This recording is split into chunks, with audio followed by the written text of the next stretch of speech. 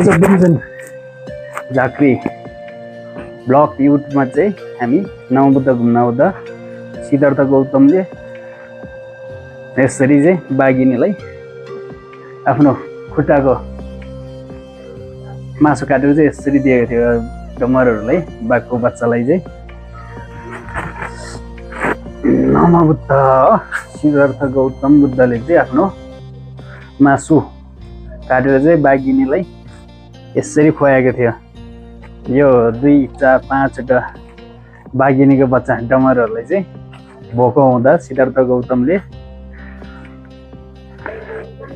कमजोर नाजुक अवस्थामा चाहिँ सिंहले आफ्नो बच्चालाई दुध दिइरहेको अवस्थामा आफ्नो मासु खान नसकेको हुँदा चाहिँ यसरी आफ्नो खुलाको मासु चाहिँ यसरी काटेर दिएको थियो नवबुद्ध।